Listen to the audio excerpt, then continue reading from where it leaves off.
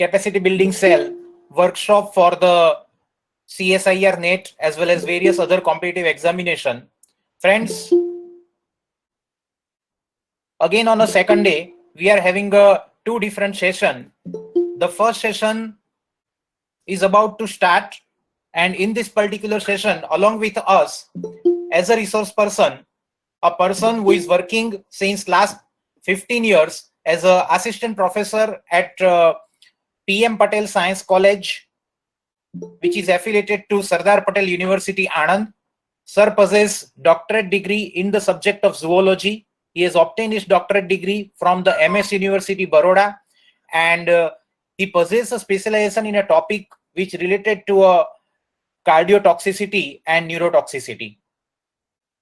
Sir is also working as a professional quiz master, which is his hobby, and in his extracurricular activity, he is performing at the various places as a quiz master and also member of All India Poetry Society.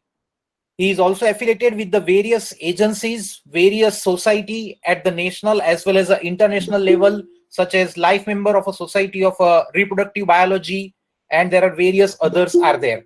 Sir has published more than 15 research paper under his belt and presented more than 40 research paper at the various national as well as international level of conference.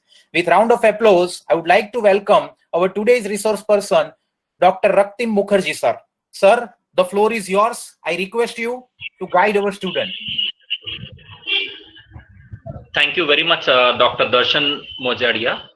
I hope my voice is audible to the participants and yes, as well as the moderator. Yes, sir. Yes, sir. So kindly. Okay.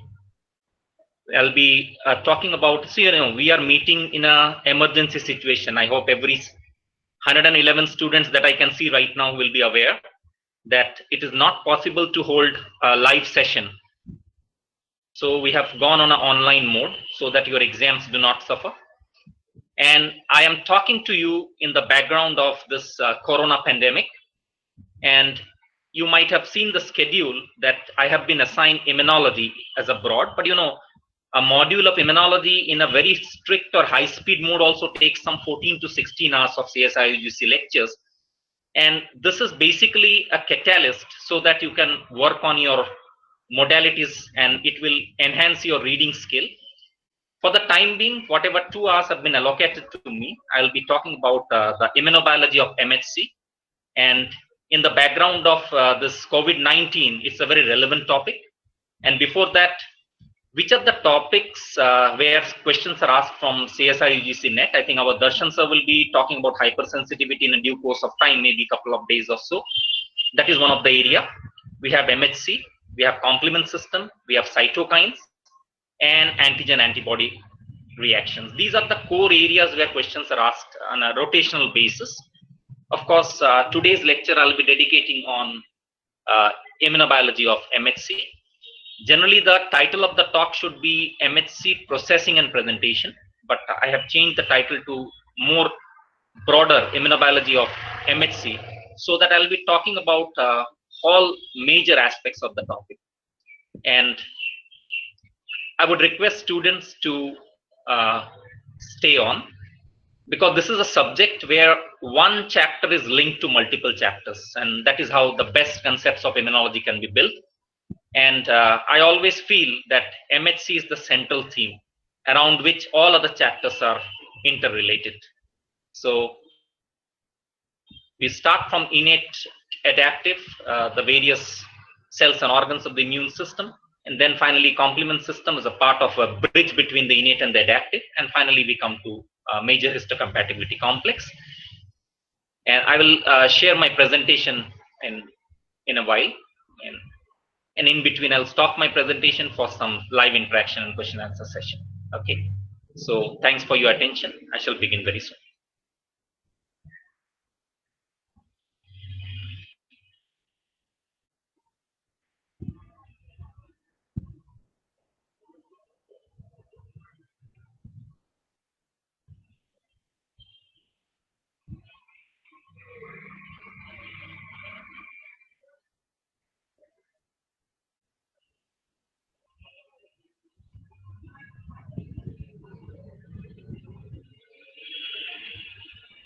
Sir, it is appearing. Kindly make it full screen.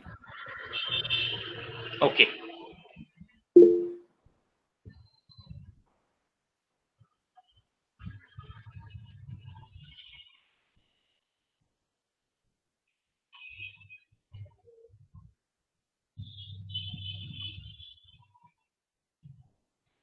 Just a while, it's taking time.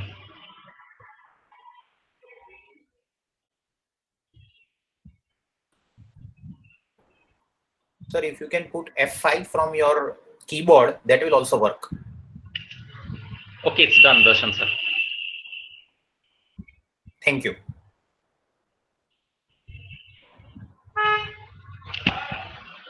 So that's the title of my talk, Immunobiology of MHC. And please note down my email ID, because in this online mode, I won't be able to do justice to everyone's queries. But of course, for post-topic discussion, you can always mail me. Okay. Or otherwise, you can forward your inquiries through the moderator. As such, we'll be distributing question bank later on in the night. First, I would talk about the comparison of antigen recognition by T cells and B cells. And in a very classical, homely language, what I would like to talk is, there are two types of guests who come to your place. One is a kind of fussy guest, and we always want that these type of guests should not come. They need a 5-star hotel treatment. They always need the best luxuries, and any small fault they will always criticize. And that guest, in the context of this slide, I will designate as T cells. Okay. The T cells require to display processed antigen, and it involves ternary complex of T cell receptor, antigen, and MHC molecule. Whereas the other guest, which I would talk as B cell, it's a very simple kind of guest. We would always love to have those guests, not fussy, always adjusting, never critical. So binding with soluble antigen is required, but B cells, unlike T cells, do not require MHC molecule. And the chemical nature of antigen for B cell is protein, polysaccharides, and lipids. So this is the basic comparison with which I would like to start my talk. And then I would like to give a brief overview of what all I am going to cover in the next 1 hour and 50 minutes or so. Of course, we'll talk about MHC, histocompatibility, a bit of history. This first two subtitles I will just brush up and run through so that I can allocate more time in the succeeding part of my lecture. Raktim sir. Yes, please. Sir, the PPT is blinking somehow. So is there any issue over there? No, in my laptop is absolutely stable. Okay. You are using a mouse along with you? Yeah, I am using. Okay. Sir, should I disconnect? Yeah, you remove the mouse and utilize the keys for entering the next slide. Just let me know if the issue is resolved. Yeah, try to change to next. No, still it is there. It is still blinking. Still it is blinking. Okay. Just let me know if it is resolved. No, it's not resolved. It's blinking. Sir, we'll do one thing. You stop presenting, try to present it again. You click on stop presenting at bottom. Okay. And try to present it again. Yeah. Yeah.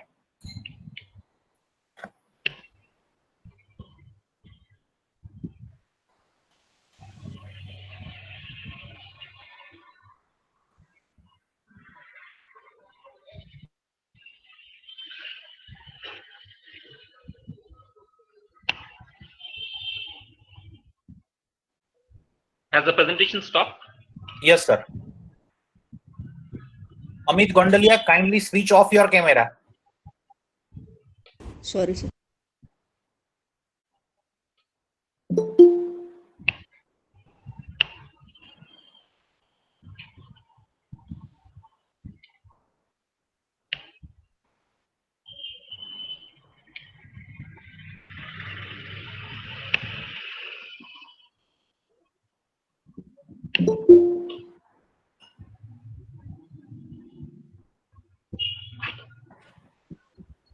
Sir, has it appeared?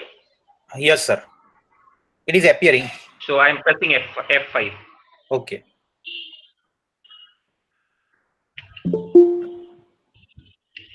Yes, sir.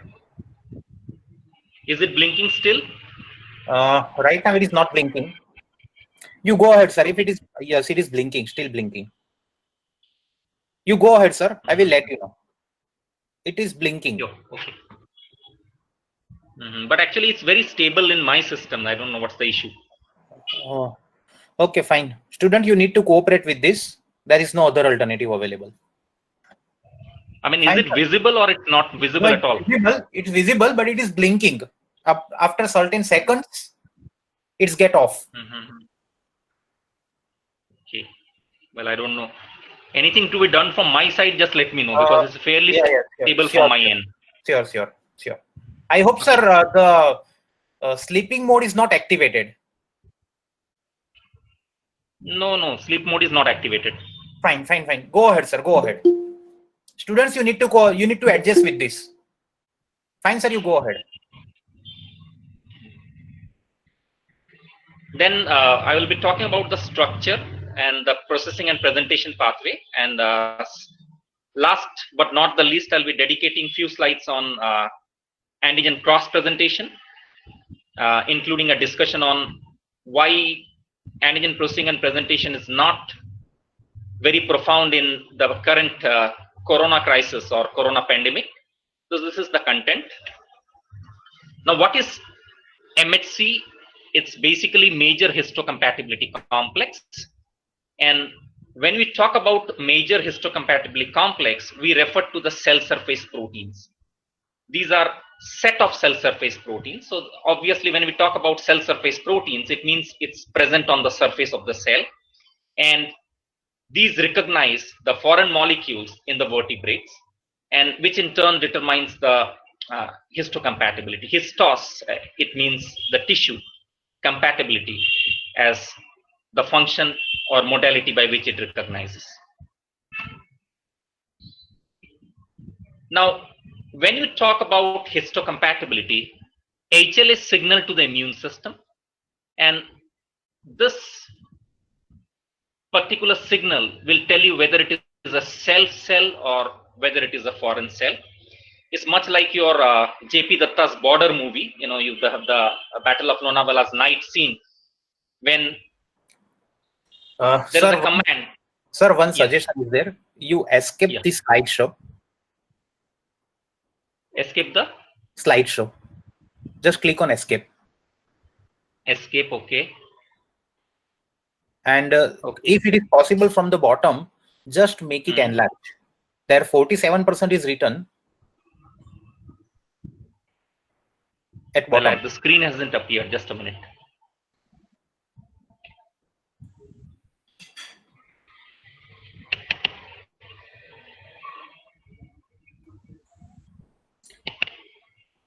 The person who is having the name of WhatsApp status, kindly off your camera.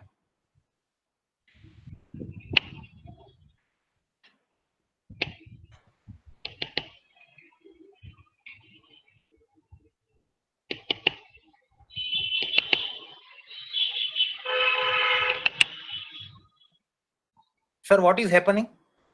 Actually, I am not able to get to the full screen mode. That's the basic issue. It's okay. Over here also full screen is not appearing, right? Okay. What we can do, you go ahead with this one. You go ahead with this one. Students are able to do it. You go ahead with this one, sir. There is no need of slideshow. Because slideshow is getting blinking. So what we can do, we can, yes, this will be all right. You just keep on pressing next. And if it is possible at bottom, there is a 47% has been written in your screen. Just try to increase it. Just. Yeah, it's okay.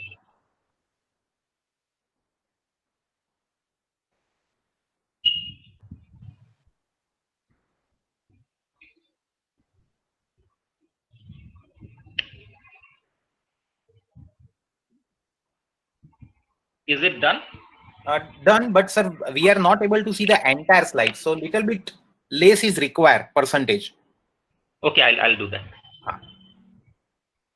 Students, just bear with it. Okay.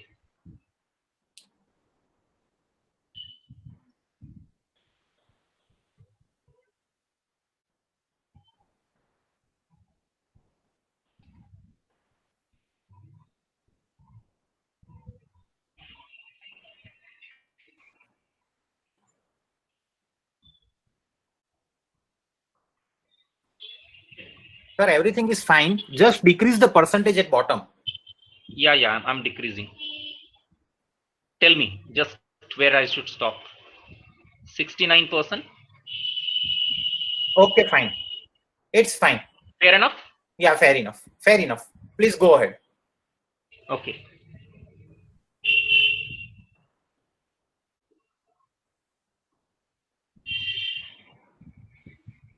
So there was a brief interruption. I would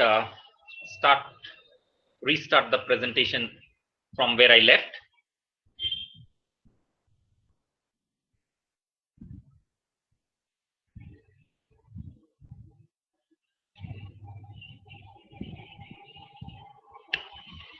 Is it visible, sir?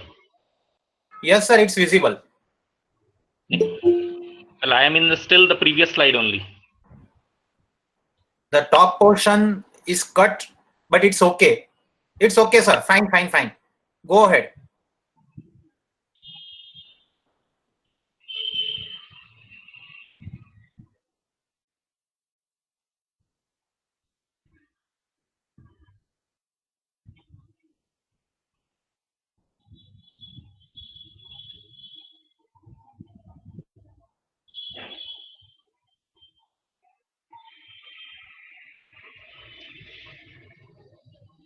Is the next slide visible? Yes, sir. The slide title with why MHC molecules on surface of cells are important. That slide is visible. Okay. I don't know. Somewhere it's not appearing on my screen. That's the issue. There is a lag, it seems.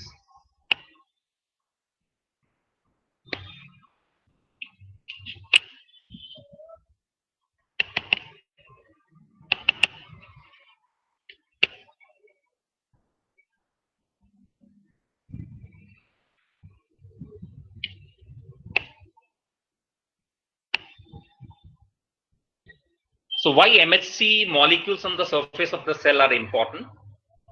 Basically, it's just like when you are carrying out a covert army operation and you have to selectively eliminate a terrorist, you always go with the certain code of instruction.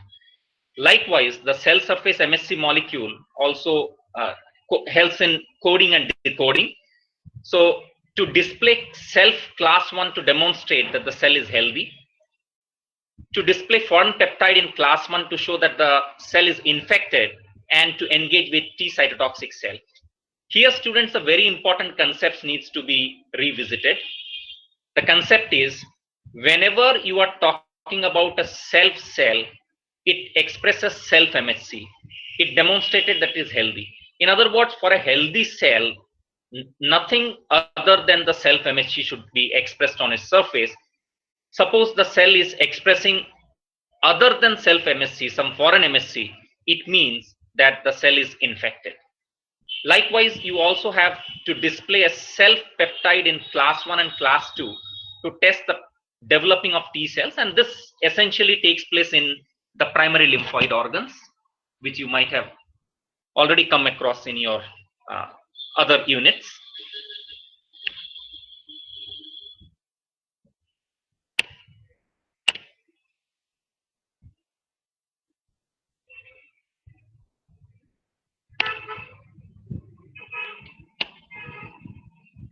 So why MHC on surface is important? To display a self peptide in class 1 and class 2 to maintain tolerance of self proteins, and that takes place in secondary lymphoid organ. To display a foreign peptide in class 2 to show that the body is infected and activate the T helper cell. Next, I would go to a bit of history. Quickly, I'll run through the history. It was in 1914, long before someone knew that there's going to be a term called as major histocompatibility complex. It was a Nature paper by C.C. Little and Ernst Teiser. That was the first time in 1914 that someone proposed the genetic basis for transplant rejection. Then came, this is the paper, Clarence Cook Little, 1888 to 1971, the genetic basis of transplant immunology. And that was the opening of the floodgate for this field of research to progress further.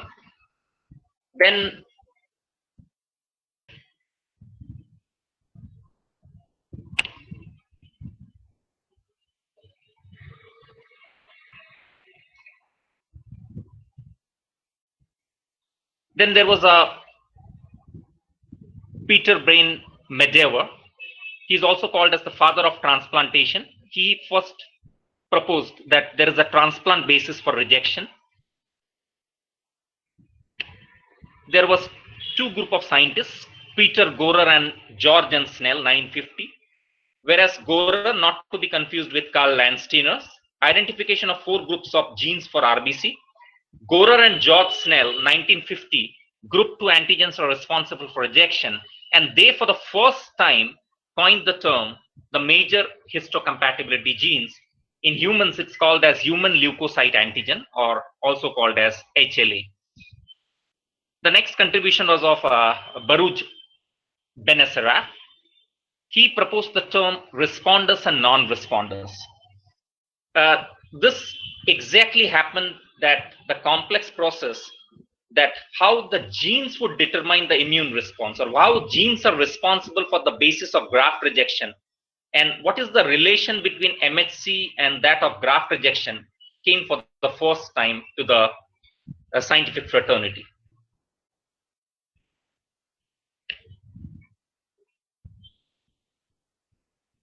As a summation of all this, this field, or what I am talking right now, won a Nobel Prize in the year 1980.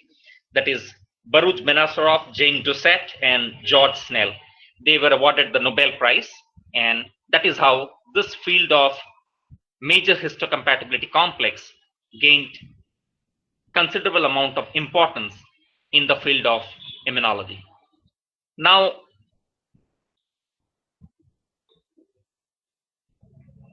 what is MHC?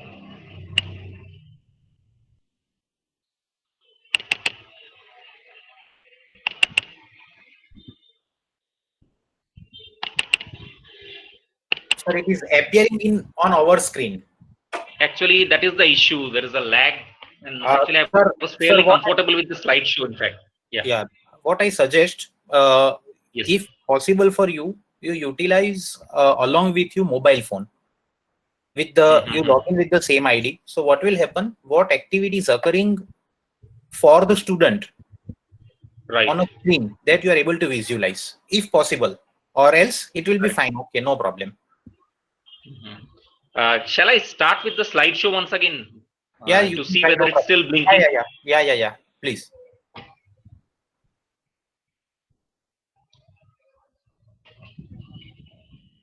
Is it blinking? Right now, not, sir. Okay, just let me know if it blinks. Yes, it has started. Started, na? I don't know what might be the issue exactly. Don't know exactly. Maybe network also, but I'm not sure about that network issue. Hey, there's no network issue. It's fairly consistent. It's okay, sir. You go ahead. No problem. We don't want to waste time. You go ahead. No problem. Right.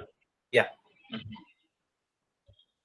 Students, of course, there might be issues in the presentation, but please go with the supporting audio. I will try to make things as crystal clear as possible. Okay. And with some of the funky examples in between. So major histocompatibility complex is a genetic complex that influences the ability of an organism to accept or reject. We talked about Professor Doucette, Snell, as well as Baruch Benacerraf, the Nobel laureates. The basis of their work is the context of the definition, that the ability of an organism to accept or reject transplanted tissue from another member of the same species, that exactly is major histocompatibility complex. Now, based on whatever we have covered, I would like to ask one MCQ to the group of students. What exactly, how do you define MHC molecule? There are A, B, C, D, and E options. Okay. So in the next 15 seconds, I will display the answers. You can go ahead with a self-assessment mode. Okay. So it's option D. They are recognized by T cells. Now I'll go to the third segment of my lecture, the structure of MHC molecule.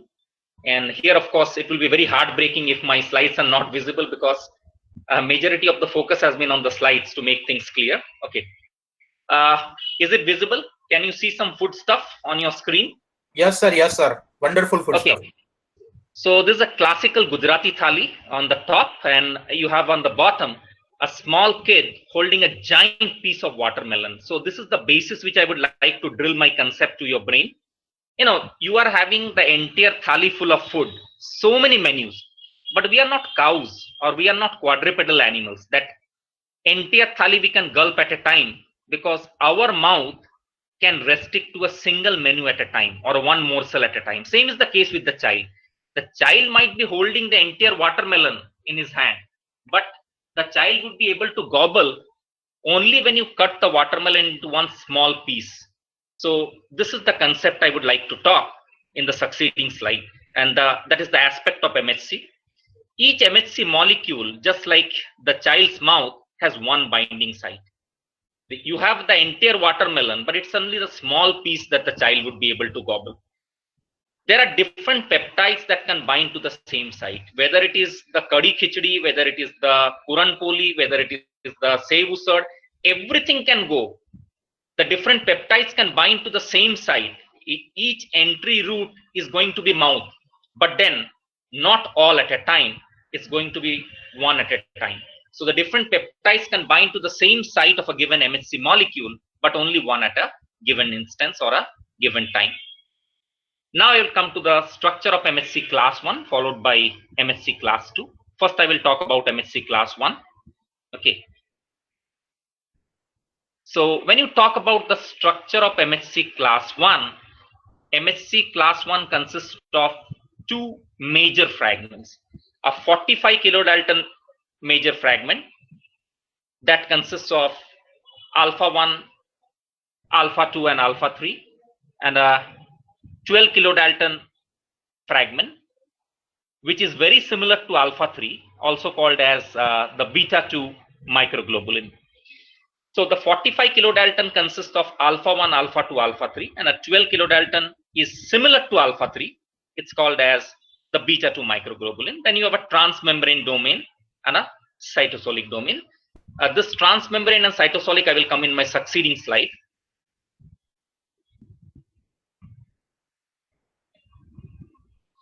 So when you talk about MHC class 1, you have the membrane distal domain, which is made up of alpha 1, alpha 2. The membrane proximal domain, which is made up of alpha 3, and similar to alpha 3, that is the beta 2 microglobulin. Okay. Then you have the transmembrane segment. The transmembrane segment consists of 25 hydrophobic amino acid and a short stretch of hydrophilic amino acid.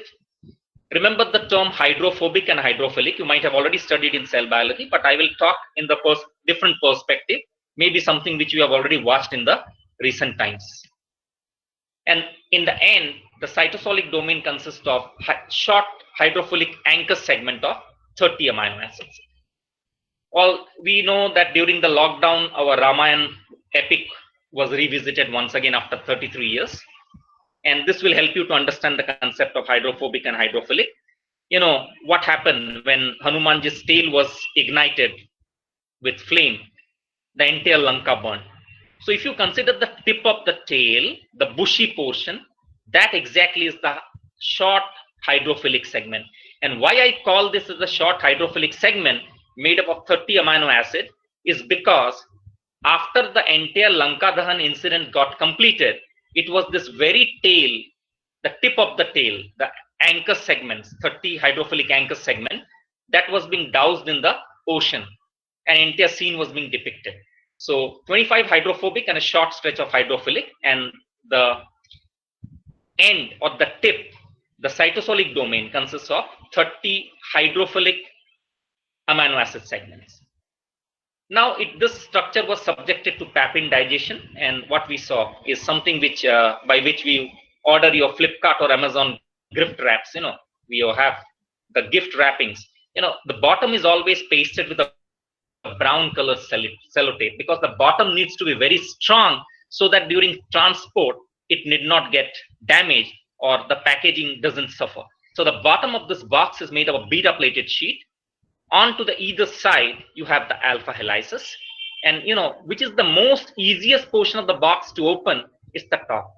So it's the top consists of the peptide binding cleft, and this peptide binding cleft consists of the 10 amino acids. The class 1 peptide binding cleft consists of 10 amino acids, the optimum. Of course, the range is 8 to 10. Now I would switch over to class 2. Structure of class 2, I'll go to the diagrammatic mode. Unlike class 1, which was 45 and 12, class 2 consists of alpha 1 and alpha 2 domains, which is made up of 33 kilodalton, and you have a beta 1 and beta 2 domain made up of 28 kilodalton. You have a transmembrane segment, and you have a the cytoplasmic tail. Okay.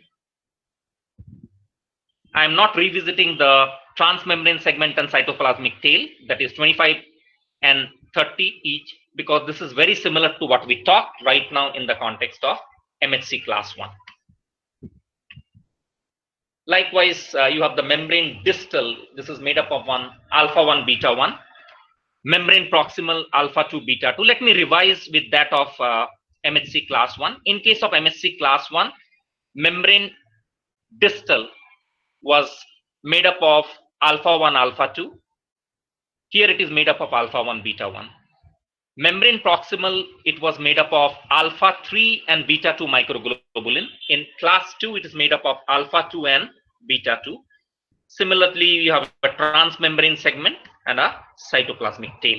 So that is the basic structure of MHC class 1 and class 2. Now, again, I would like to give some food example because my schedule is 10 to 12. So ideally, students start after breakfast, and just after my lecture, they would go for lunch. So again, I am taking a food example. If you see the left panel of the slide, I know it's blinking, but still you can see the left panel of the slide, the green colored structure is very much accommodated. Whereas on the right side, it dangles out. So I would like to place the right side structure is something, imagine you have purchased a burger. Okay. Even before you have started to eat the burger, you purchase another foot longer. Okay. Or hot dog. So what would happen? The burger diameter is less. The hot dog diameter is more. So the hot dog would dangle out on the edge through the burger. This is called as the hot dog over a bun model. So this is exactly the structure of MHC class 2 when you talk from surface view, because the number of peptides it can accommodate is 13 to 18, whereas MHC class 1 is 8 to 10 amino acid. To make things still simpler, you have to go with a bit of imagination. Darshan sir. Hello. Yes, sir. Yes, sir. Yeah, is it visible? The slide is visible? Slide is visible. I request student kindly concentrate whatever is going on. We are not supposed to wait and keep on pending and keep on trial and error. Kindly wait, kindly see the things, whatever the things are going on. Please. I'm aware with all the facts, whatever you are facing, I'm also able to see the same thing. Kindly concentrate, whatever the things are going on. Sir, please continue. Yeah, students, I'll be sharing the presentation also right now, get the concepts right. So this is the, whatever is being projected despite the blinking screen is the, a group of clothes is being hung. Okay. So, whenever you hang such clothes, the string is attached on either end. It is going to, each cloth that you keep on hanging is going to add to the bulk, and this would increase the weight, and ultimately the string would dangle down. So this is the state with MHC class 1. The anchor residues are fixed on both ends. Whereas in case of MHC class 2, the anchor residues are just like the poles, which are at regular interval. You have a housing apartment. On the terrace, there is a cloth hanger that is made. At 1 feet distance, you have the poles. So the string does not dangle down. whatever may be the weight of your cloth, the string is always held at a constant elevation from the floor. So that is in case of MSc class 2, the anchor residues are distributed along the length of the peptide, whereas in case of MSc class 1, the anchor residues are at both ends of the peptide. So here it is only 2 ends are fixed, the rest of the end is stationary, the rest of the string, whereas in class 2, the anchor residues are distributed along the length of the peptide. Now, what is the nature of the bound peptide? Since in case of class 2, it is not just fixed on the ends, it is raised at regular interval, it is an extended structure at constant elevation. Whereas MSc class 1, it's an extended structure in which both ends interact with MSc cleft, but the middle arches up away from the MHC molecule. So this is the basic difference. And I would come to the second point. If you see the nature of the peptide binding cleft, it is closed at both ends, and whereas in class 2, it is open at both ends. General size of the peptide is 8 to 10 amino acid, whereas in case of class 2, it is 13 to 18 amino acid. It is because it is 13 to 18 amino acid that you get the hot dog over the bun appearance that I explained earlier. Now this is mouse H2 complex and human HLA complex. I would like to draw your attention to 3 aspects. One, whether it is mouse H2 or whether it is human HLA, the green zone is at the center. This green zone is MHC class 3. It encodes the complement proteins and certain cytokines. Whereas the pink zone is MHC class 1. MHC class 1 in mouse is interspread. Interspread is not continuous. You have HLA-2K, HLA-2D and HLA-2L. Whereas in case of humans, you have HLA-A, B and C, which are not interspread, but it is continuous. Okay. Whereas in case of class 2, in humans, it is DP, DQ and DR. In mouse, it is IA and IE. These are the basic structure of MHC class 1 and class 2. Now localization. MHC class 1 is localized on every single nucleated cell, whereas MHC class 2 have more limited distribution on B cell, dendritic cell and thymic epithelial cells. So every single nucleated cell will have MHC class 1, whereas MHC class 2 is having more limited distribution, that is specialized cells, that is B cell, dendritic cell, thymic epithelial cells. This is a diagrammatic overview. Every nucleated cell will have class 1 MHC. Class 2 MHC is restricted to antigen presenting cell. And I have a question. What about MHC presence in RBCs? You know, African camel or llama is the only mammal which is having nucleated RBC. Otherwise, during the hematopoiesis, during the RBC formation, the nucleus is warded off. And one of the reasons RBCs do not have nucleus, it's a blessing in fact. Why it's a blessing? This is a blessing because when we suffer road accidents or road trauma, thankfully, we don't go for HLA matching, at least for blood transfusion. Simply blood grouping is good enough.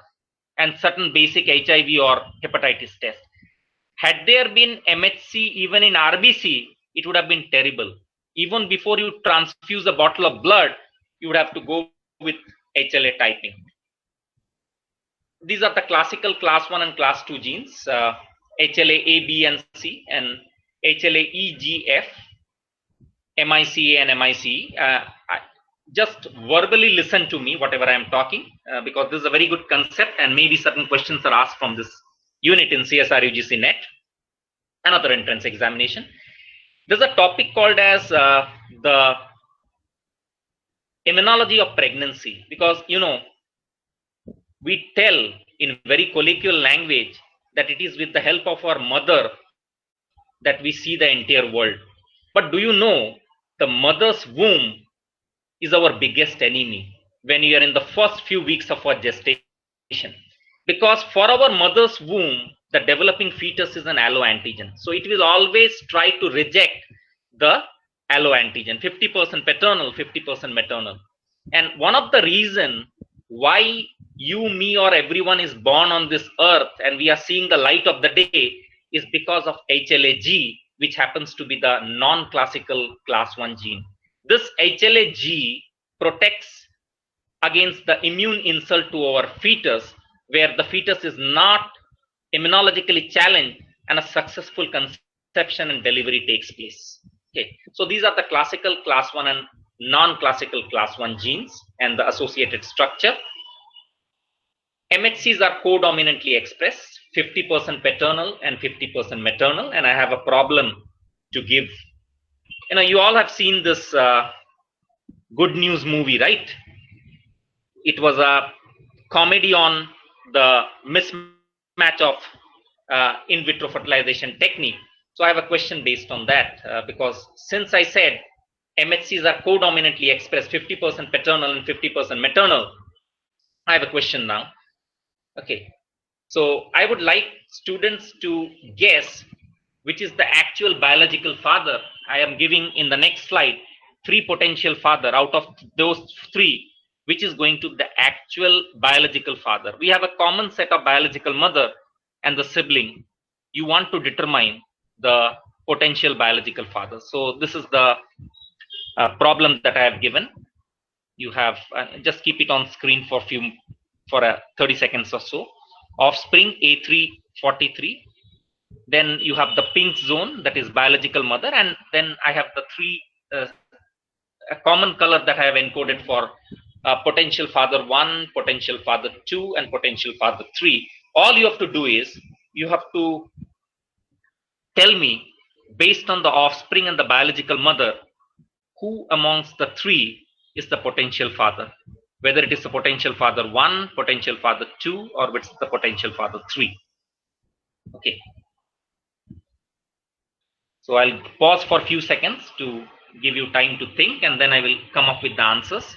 And the logic is very simple. MHCs are expressed in a codominant fashion. So codominant expression is the key. Okay, 50% paternal and 50% maternal. So from offspring and biological mother, you sort it out, and after that you match with that of potential father 1, 2, and 3. You would come to the concluding part of the answer. So this is how it is to be done. The biological mother you compare with the offspring, and based on that you compare. The answer is potential father 2. This was something which I talked, that blood transfusion is not possible, would not have been possible had RBCs also had MHCs. Now certain other MCQs. MHC polymorphism tends to cluster. You have 5 options, A, B, C, D, and E. In the peptide binding group, in the transmembrane domain, in the co-receptor contact residues, in the framework region, and all of the above. The correct answer, of course, is in the peptide binding group. And remember, we discussed peptide binding group for MSC class 1 was 8 to 10 amino acid. That of MSC class 2 was 13 to 18 amino acid. How many different MSC classical class 1 proteins does each nucleated cell locus, human heterozygous as MSC locus, express? Whether it is none, only APC express class 1, whether it is 1, 2, or 6. The correct answer is 2. Then which of the following would be the most likely source of peptide bound to MHC class 1 molecule? Whether it's the Golgi apparatus outside the cell, endosome, lysosome, or the cytoplasm. Of course, this part I'll be covering.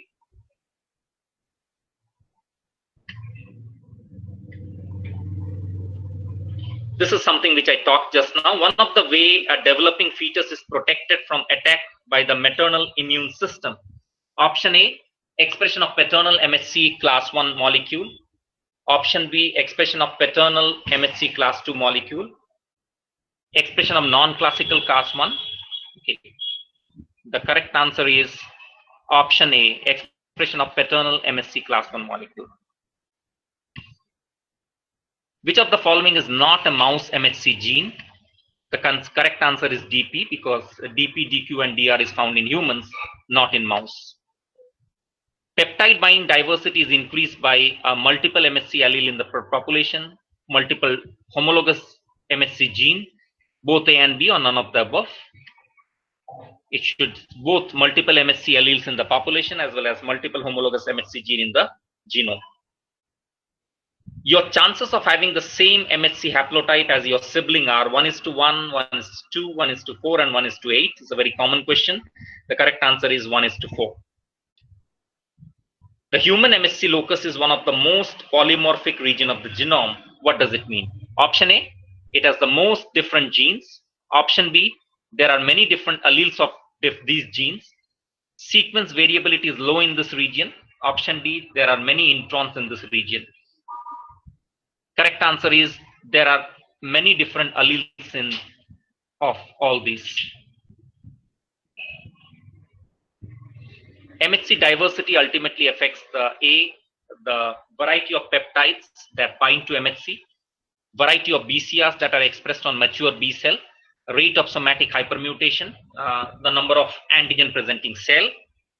The correct answer is a variety of peptides that bind to MHC. Next, I would switch over to the next segment, the role of MHC expression patterns. Class 1 presents intracellular antigen peptides. So class 1 includes self protein, and whenever we talk about class 1, it provides a way for checking that the cells are self and generally healthy. So you go on a scanning mode.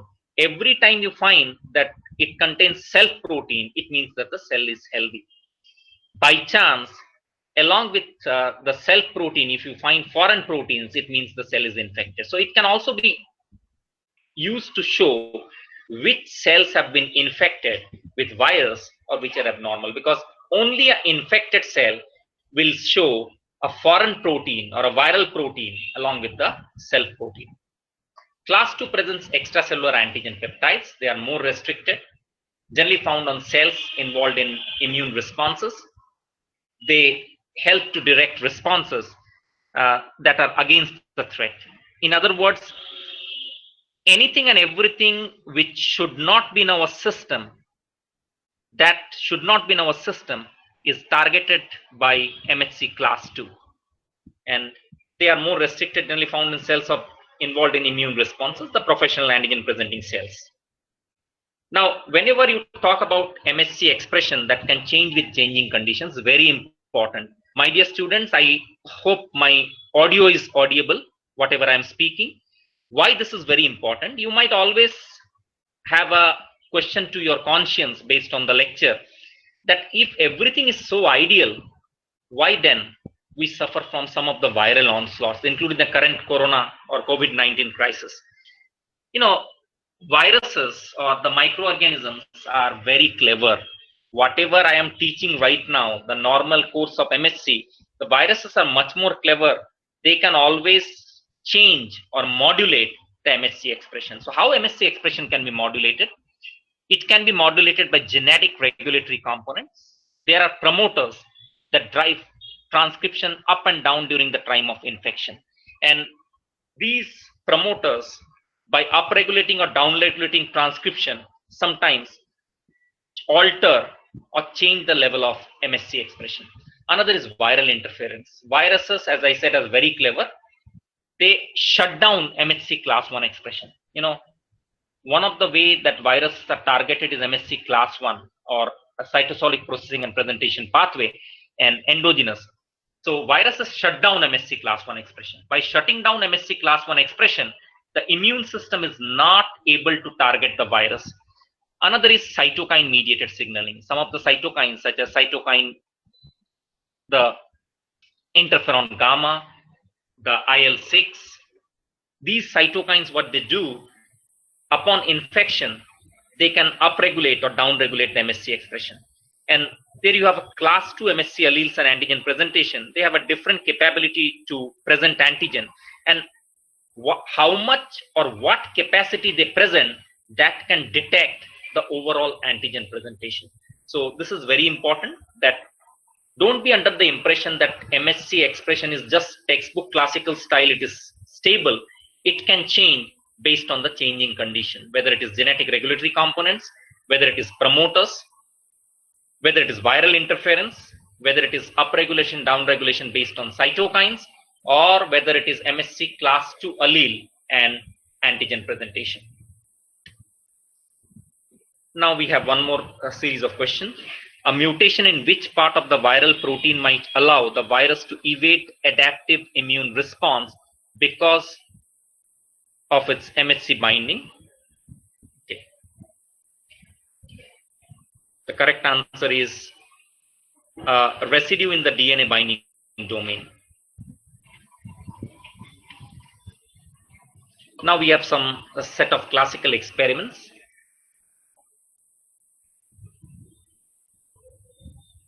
And before we come to the series of classical experiments, let me explain the concept of self-MHC restriction. What exactly is self-MHC restriction? And on the basis of self-MHC restriction, we'll come to some of the classical experiments.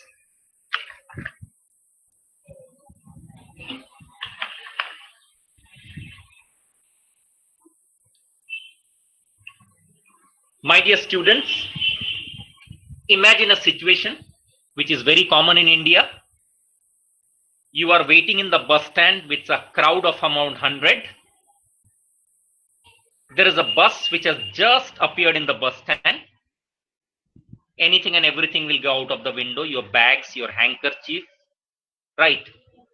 Sometimes foolish people also keep their mobile phone also, sometimes to see that it has been stolen. Many times it has happened earlier when smartphones were not there.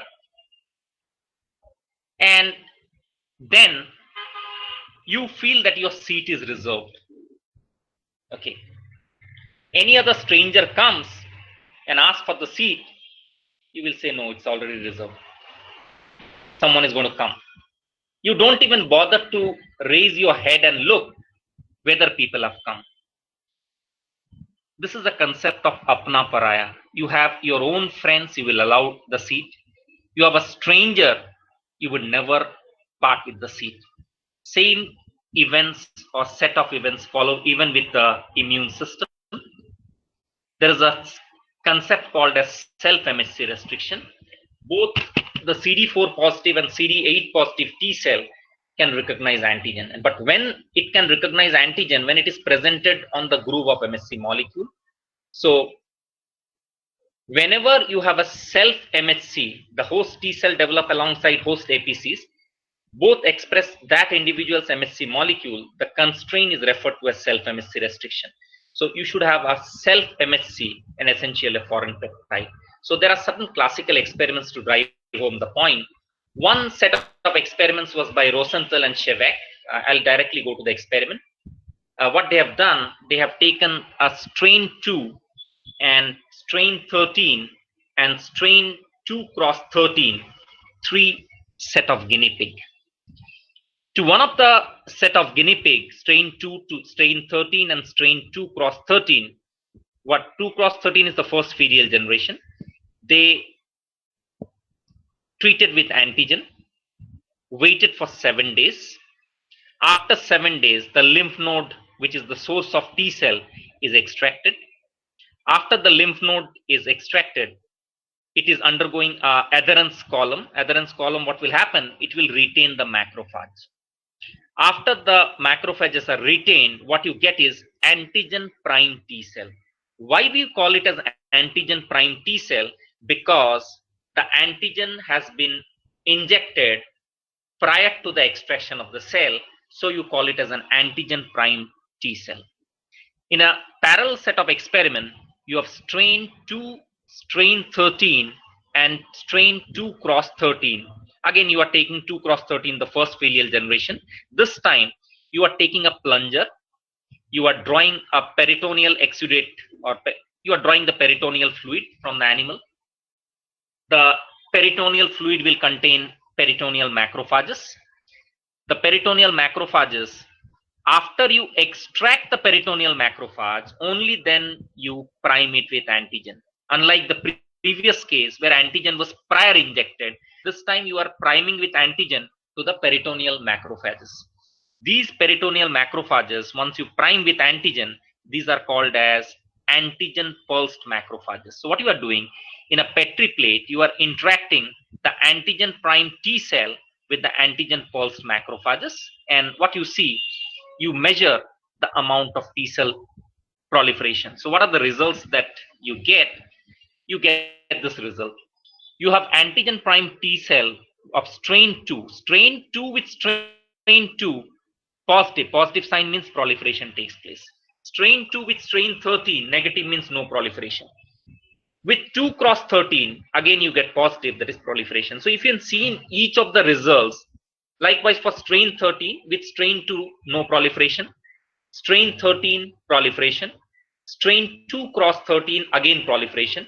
In fact, for 2 cross 13, which is a hybrid of both strain 2 and strain 13, it contains haplotypes of strain 2 and strain 13.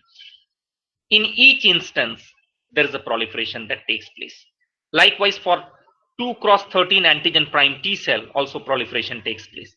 So this proves that in case of CD4 positive T helper cell, it is MHC class restricted. But Rosenthal and Shevek could prove it for CD4 positive T helper cell. The part of CD8 positive T cytotoxic cells, whether they are also MHC self restricted, that part was left, and those experiments were carried out by the Nobel Prize winning combination Zinkernagle and Doherty. They demonstrated that antigen recognition by TC cell exhibits MHC restriction. So what these group of scientists, how they demonstrated the experiment, Zinkernagle and Doherty won the Nobel Prize in 1996 for their discoveries concerning the specificity of the cell-mediated immune defense. So what they did, they took a H2K strain of mouse. To this H2K strain of mouse, they infected with LCMV, a virus, lymphochoriomeningitis virus. After infection, what they did, they extracted the T cytotoxic cell. And where would you get the T cytotoxic cell? The likely source is spleen. So after extracting the T cytotoxic cell, what they did, the T cytotoxic cell, upon extraction, they allowed the T cytotoxic cell with 3 set of targets: H2K target, H2K LCMV infected target, and H2B LCMV infected target.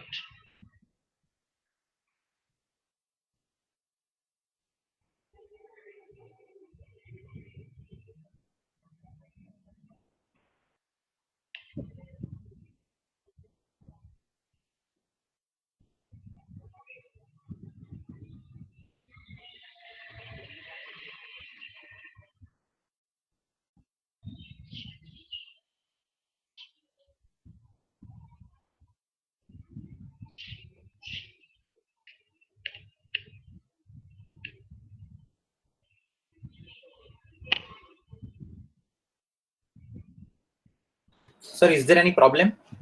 Yeah, there's an issue actually. I'm just working on it. Just give me a second. Okay.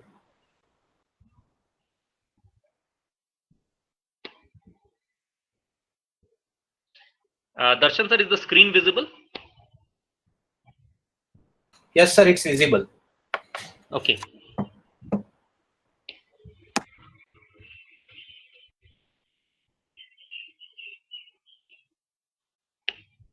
How do I go to the annotate option? Which option, sir? I want to highlight something, annotate.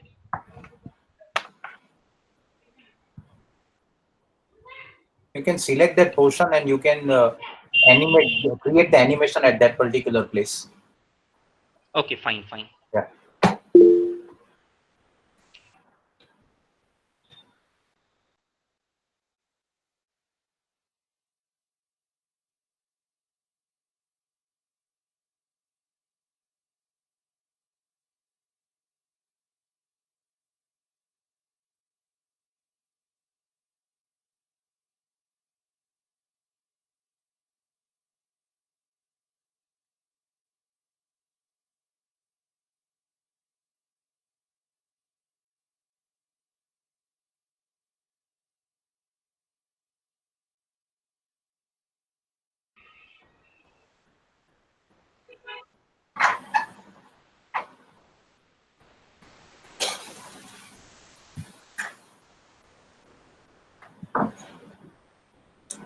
Sir, your presentation has been stopped.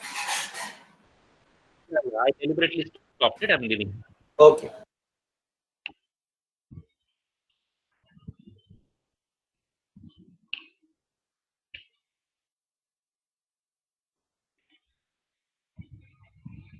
Students, just bear with me for a while.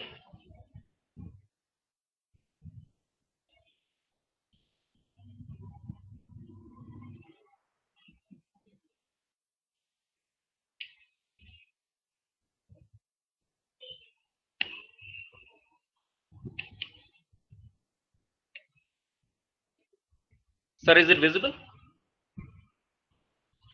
Yes, sir, visible. Okay.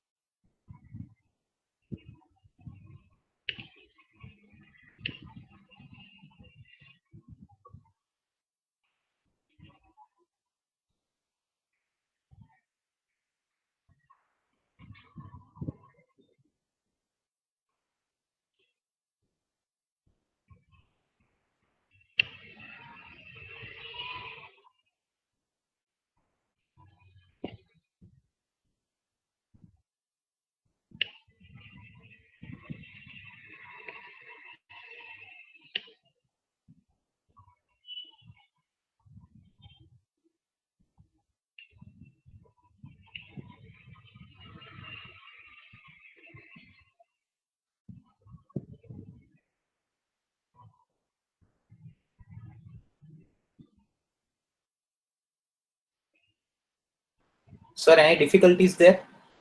Yeah, just a minute. It's loading. Yeah. The presentation is loading. Just bear with me.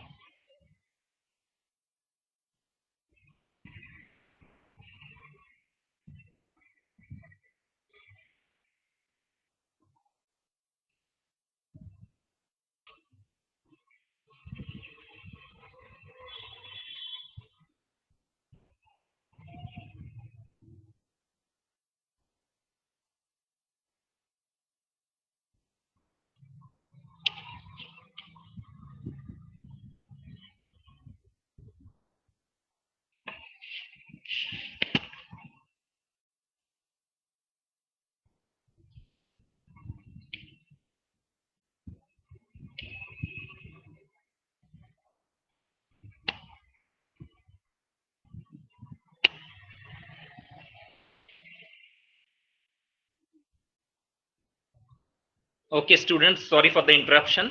There were some technical issues. So we have taken the spleen cells, which is the source of T cytotoxic cell.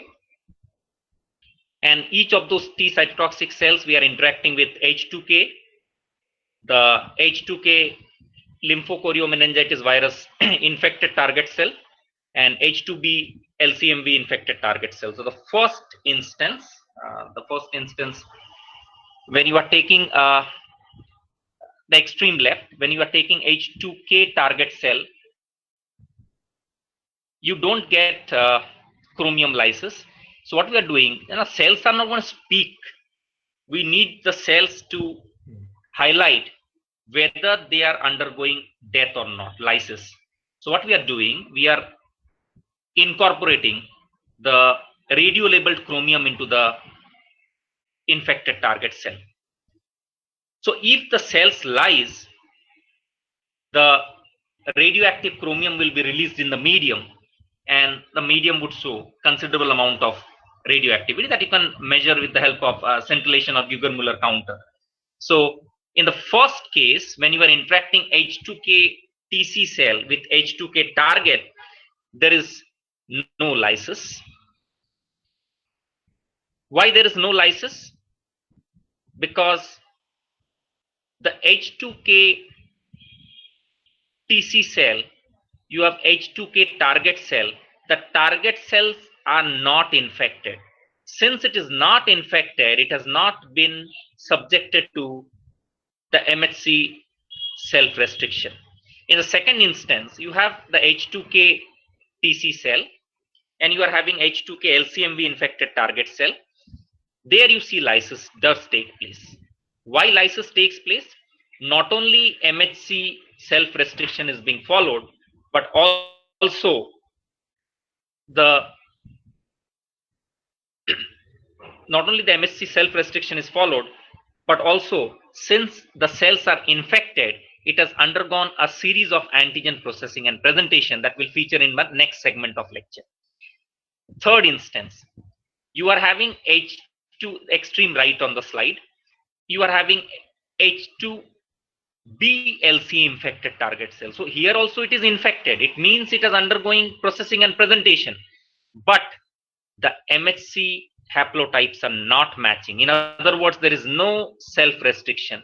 Whenever there is no self-restriction, there is no lysis. So this experiment by the Nobel laureate pair, Zinkernagle and Doherty, proves that not only CD4 positive T helper cell, but also CD8 positive T cytotoxic cells are also subjected to MHC self-restriction.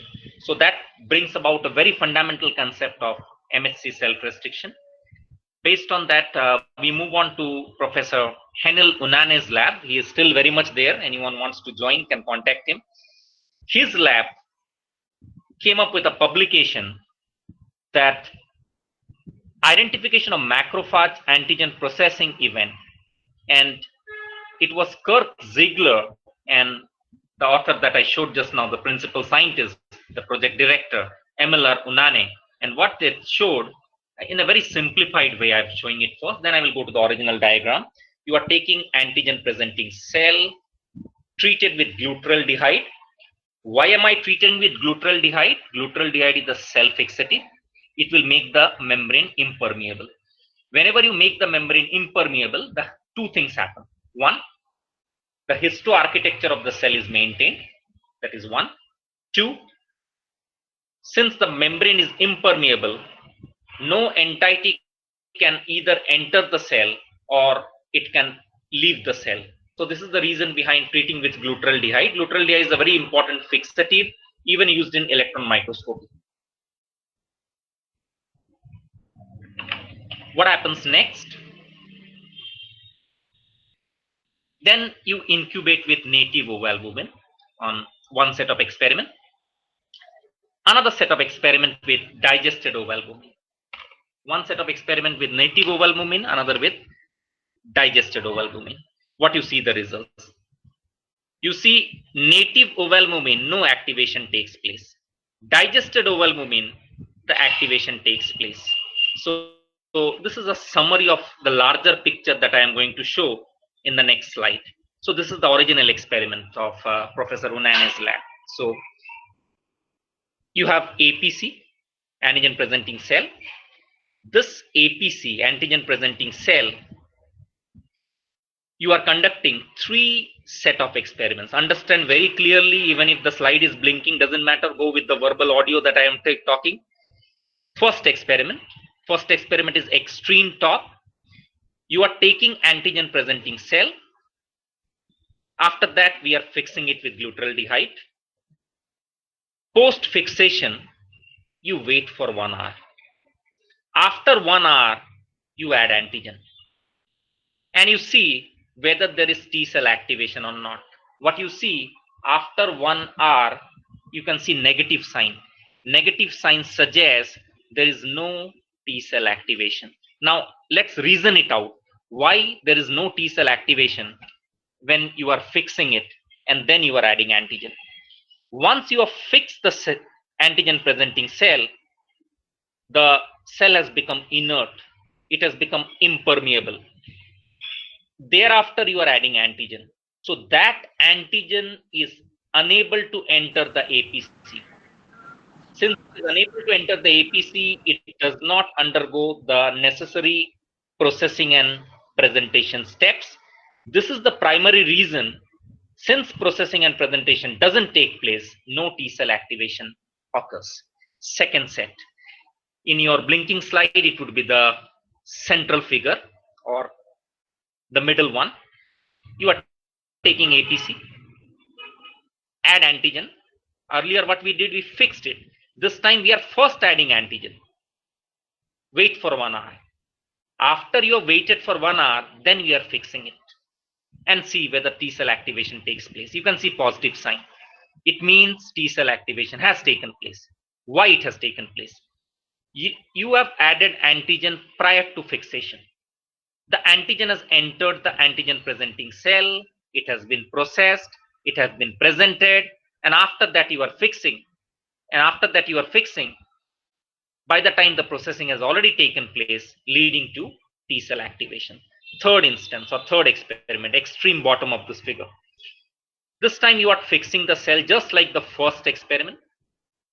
But unlike in the first experiment where you have given the entire antigen,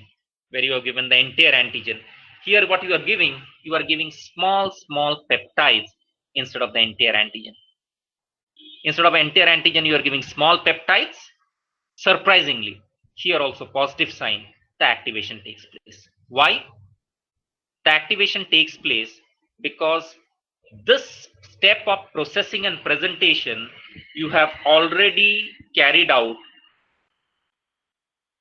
in a synthetic manner from outside. Generally what happens, within the antigen presenting cell, the large chunk of antigen gets broken into small peptides. But here, rather than giving the entire antigen, you are already given the processed peptides, and therefore the T cell activation takes place. Okay, it's just an analogous situation. In live lecture, always I explain this way that you have a kitchen. Everything is there in the kitchen. You have all the vegetables, but you don't have knife. So in the absence of knife, you cannot make the vegetable, the curry or the sabzi, right? But suppose you go to a mall, processed vegetables are available in Spencer's or other super malls. So suppose someone has given you the cut vegetable. You don't need knife. Already it is prior cut. You can directly go ahead with the cooking. So in the third instance also the same thing happens. You have the antigen peptides which is being presented to the antigen presenting cell, leading to T helper cell activation. So what this experiments, Professor Unane's lab experiment proves, alone giving antigen is of no use. You need to have the antigen properly processed and presented. Only then the MHC response can be generated. Let's move ahead. So this is the conclusion. These results suggest that antigen processing involves the digestion of the protein into peptides that are recognized by the ovalbumin specific T helper cell. So some of the couple of more MCQs. Which of the following best represents the relationship of polypeptide units in MHC class 2? Alpha and beta chains of any gene can pair with each other. Only alpha and beta chains from same gene can pair with each other. Only alpha and beta chains of the same allele can pair with each other.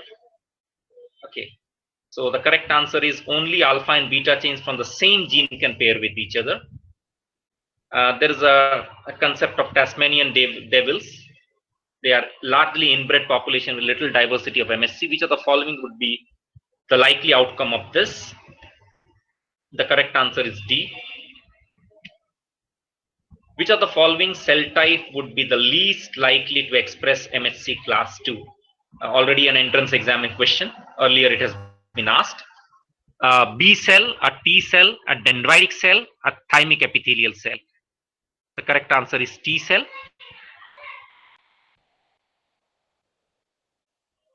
Which of the following cell type would be the most likely to express MHC class 1?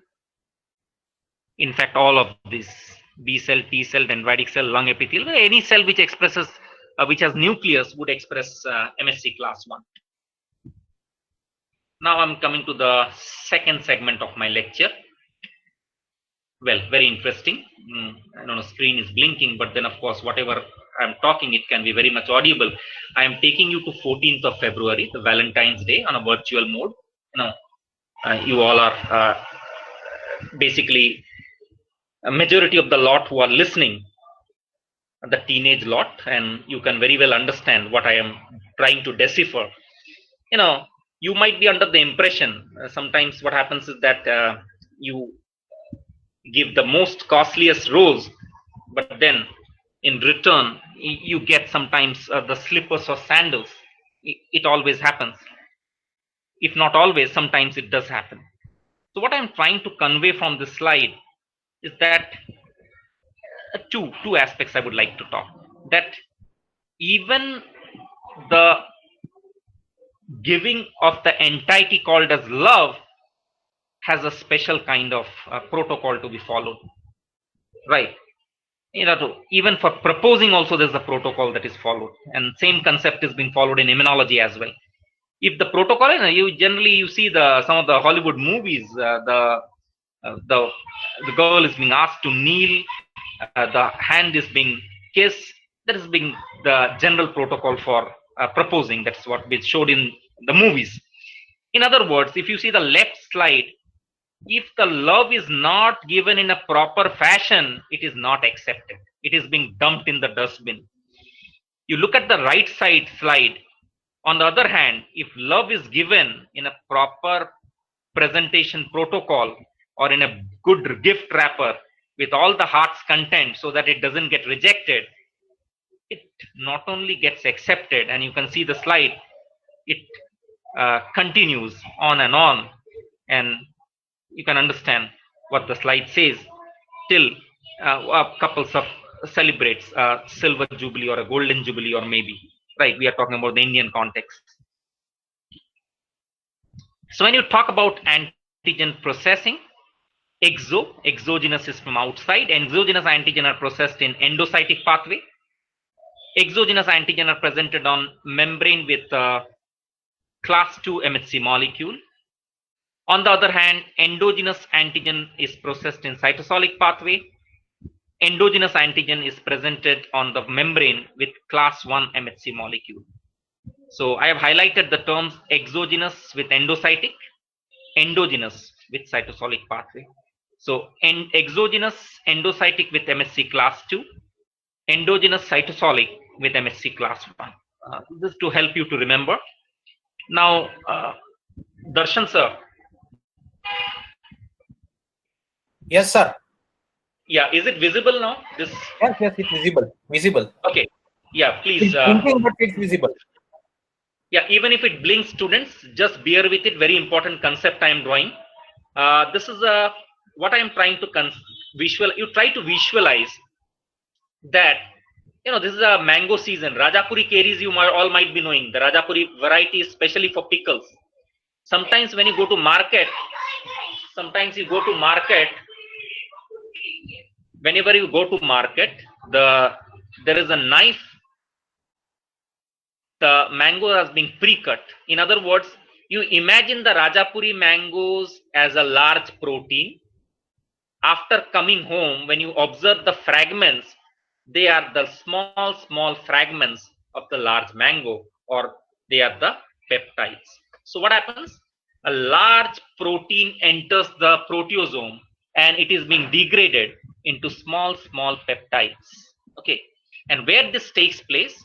This takes place in proteasome. So proteasome is the structure where the degradation of large protein or large proteinaceous antigen takes place into small peptides.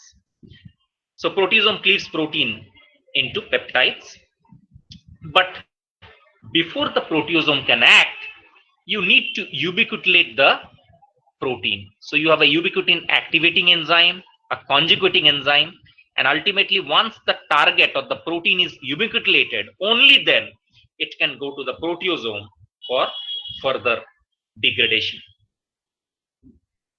So biochemical modification needs to be done, only then the proteasome can act. I have taken from, this is taken from Nature, okay, where the first time the article appeared. In a cartoon representation, what happens? Ribosomes are the protein factories. You have lots of synthesis error, and every time a synthesis error is there, it's not rejected. In fact, just like we discard the file in a recycle bin, it is being sent for correction, maybe in a juvenile home. And then after the correct proteins are folded, it is being taken up by heat shock proteins, and the correct folded proteins are the ones that will be sent for further processing and presentation pathways. A step further, you have the transporter associated with antigen presentation, the TAP. In fact, TAP consists of TAP1 and TAP2, the two domains. And whenever I talk about TAP, I would like you to imagine your, in Gujarati, what you call is a Hoj. Hoj is an underground tank. Every house might be having. The municipality water supply or your boring water supply comes to your underground tank. Your underground tank has a pump. That pump requests power supply. So which is the power supply? Electricity. You provide electricity, that pump will drive water from underground tank to your overhead tank. Once it reaches your overhead tank, you get 24 hours water supply. All your washroom, the toilets, the kitchen area gets continuous supply of water. Similarly, the peptides which are generated by the proteasome needs to be shuttled to the endoplasmic reticulum. I have a separate slide to explain this point. So this shuttling is done just like in motor at home we require electricity. Here also it requires ATP. So ATP is being converted to ADP, and there you have the proteins being translocated to peptide. The proteins are being broken down by the proteasome, and these proteasomes are translocated with the help of TAP, transporter associated with antigen presentation, to the surface. And the TAP consists of TAP1 and TAP2, which contains the two ATP binding cassettes. This is the situation, exact situation. The ubiquitinated protein is degraded in the cytosol by proteasome, and there comes the big story. From cytosol, these peptides have to reach to the next compartment, the endoplasmic reticulum. Remember my example? Your water was there in the underground tank. It has to reach your overhead tank. Okay. What you do? Switch on the motor. Switch on the motor will pick up water from underground tank to your overhead tank. Here also you need a motor, and that motor is your TAP. What happens? You have the transporters associated with antigen processing. So these TAP1 and TAP2, they will act like a motor, and it will transport the peptide from cytosol to the lumen of the endoplasmic reticulum. So that is the work of the TAP1 and TAP2, the transporters. So now we imagine, we hypothesize that the peptides generated in the cytosol, how it was generated? By the proteasome, is being translocated to the lumen of the endoplasmic reticulum with the help of TAP. Okay.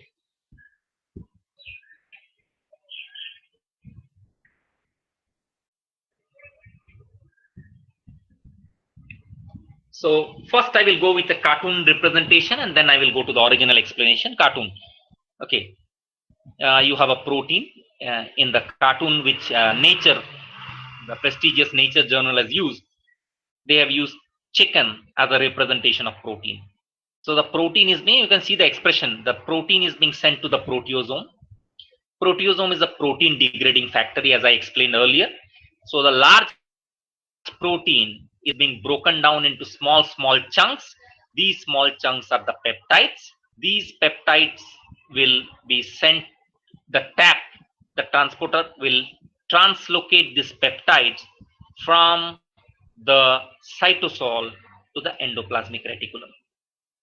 Once it is translocated from cytosol to the endoplasmic reticulum, you have the Vaiter weighting, and the Vaiter weighting is MSC class 1. Okay, MSC class 1. So one more imagination you have to do, just which we do in our live lecture sessions, even in this online. You go to a small, you imagine a roadside dhaba, not a very good 5-star posh hotel. The roadside dhaba will have only one room, a small counter, okay, and from that small counter order is placed, and inside kitchen. So someone will go to the counter, okay, 1 plate masala dosa, and inside the cooking would start. And once the cooking is complete, again that plate will be placed on that counter and the waiter will bring it.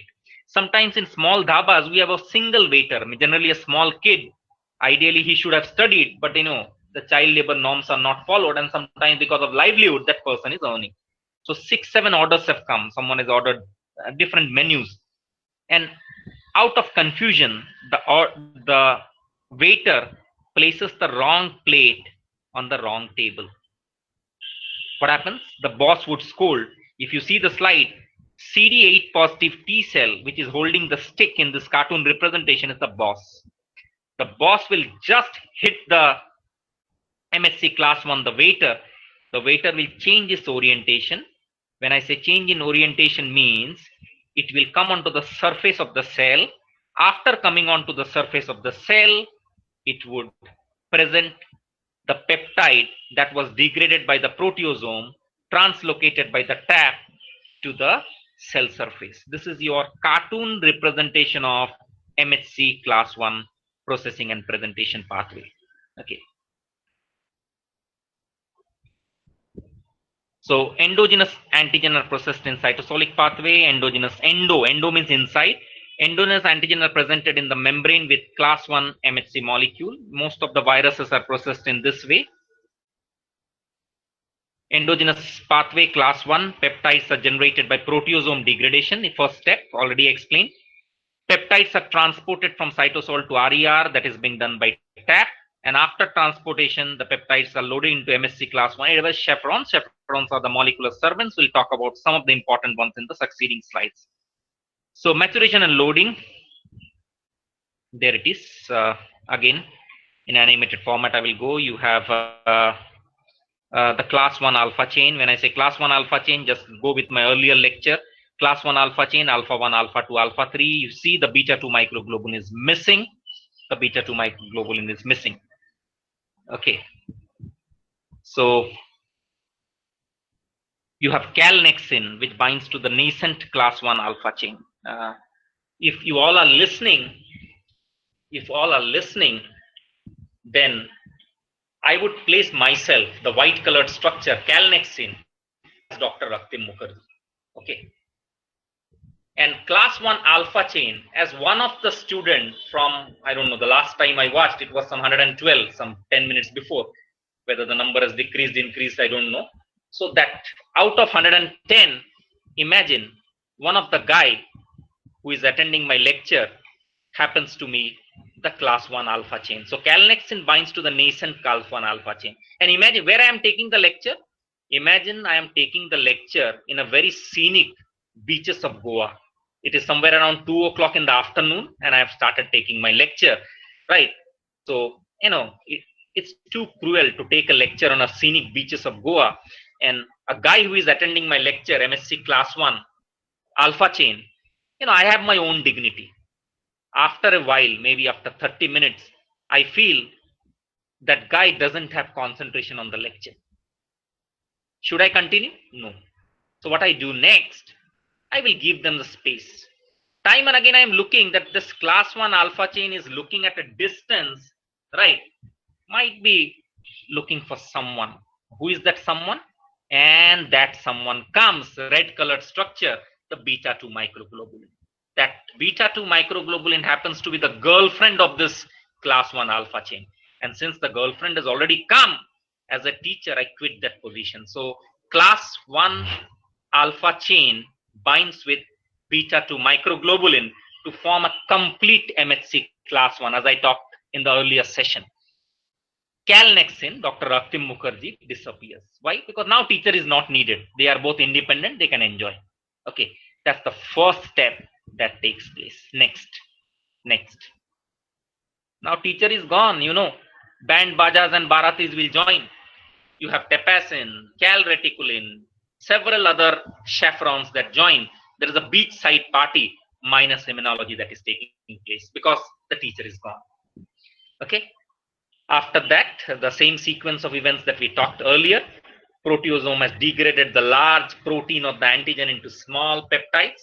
Peptide is being translocated to TAP, already shown. That processed peptide is being sent to the assembled MHC class 1, that is MHC class 1. The correct peptide will bind to the peptide binding groove of MHC class 1. This is how it takes place. And finally, we come to the, and this I've taken from Janeway and Travers because this is better given rather than Kubi. So just to revise, you have endoplasmic reticulum, you have the MHC class 1 through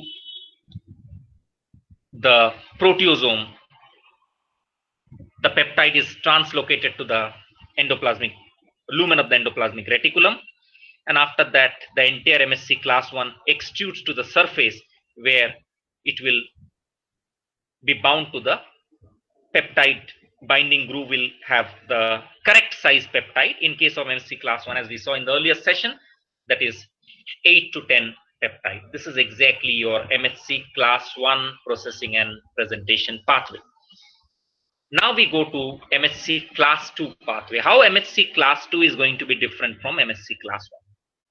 To highlight the most important steps of MHC class 2 pathway, you have MHC assembly and transport to peptide loading compartment, the first important step.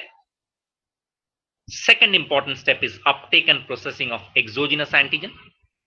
Third important step, and a very important step, is peptide loading or a clip exchange. So these are the three important steps as far as MHC class 2 processing and presentation pathway is concerned. We will take up each of the steps separately. Again, I will go in the same mode, first cartoon mode, and then I will go to the serious conceptual mode. Okay, first uptake of exogenous antigen. Exo, as the term suggests, exo is from outside. So various modes: phagocytosis, it can be pinocytosis, drinking,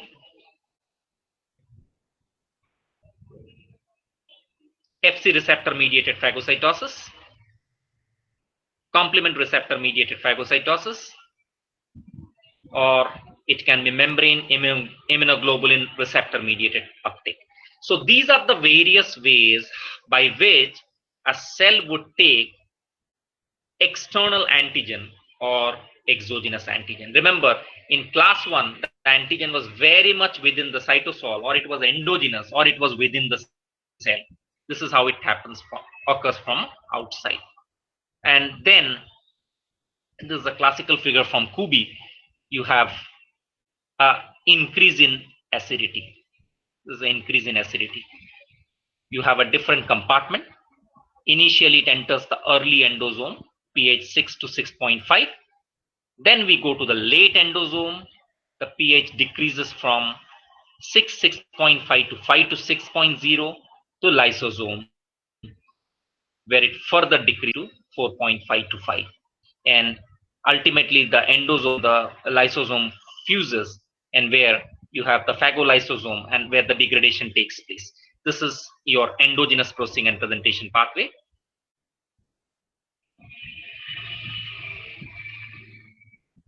So again, in animated format, you have the cell surface. Any of the 5 means that I described earlier, the antigen is taken up. It is being sent to the endosomes. Within the endosome, as a result of the increase in acidity in the endosome, the large antigen is broken up into small peptides. My dear students, again to brush up, in case of the endogenous pathway, the process of breaking up of large antigen into small peptide was done by proteasome, and this proteasome was present in the cytosol. Okay, here it's being done by increasing or graded increase in acidity as we move from early endosome, late endosome, and to finally to lysosome. And ultimately, the large antigen, because of the acid treatment or increase in acidity, is been broken down into small peptides. Okay.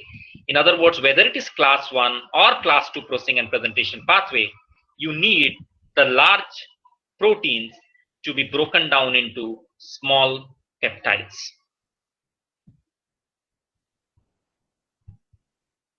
So the drugs which increase the pH of endosomes inhibit antigen processing, and one such example is your chloroquine or hydroxychloroquine. Please don't confuse with the current news that you are getting from COVID-19. You might be wondering whether the same mechanism acts in case of hydroxyquinone.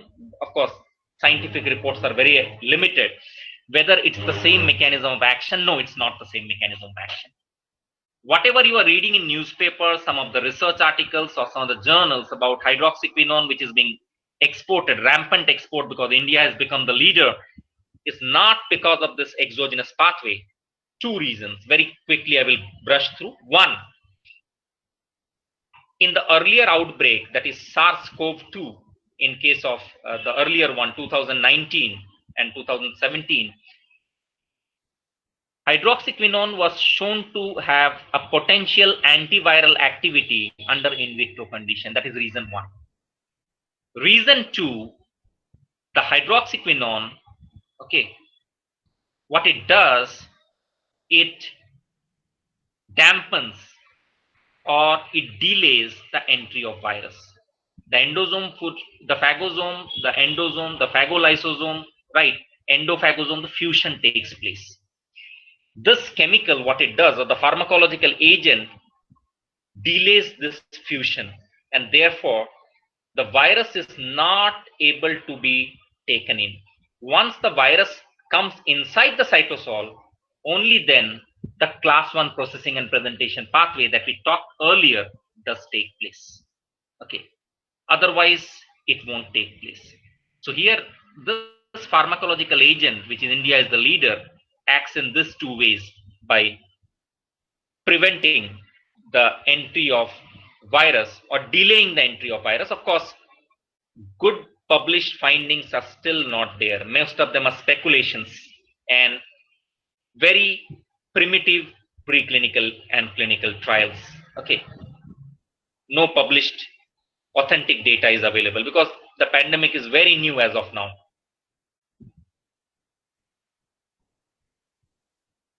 So what happens in the endoplasmic reticulum? There it is.